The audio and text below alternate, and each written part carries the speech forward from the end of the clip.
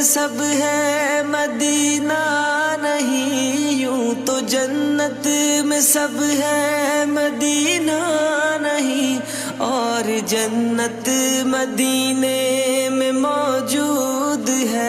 रसूलुल्लाह सल्लल्लाहु अलैहि वसल्लम फरमाई सलोर खारुन په دنیا کې دا جنتی خارونه دي او سلور خارونه په دنیا کې دوزخی خارونه دي.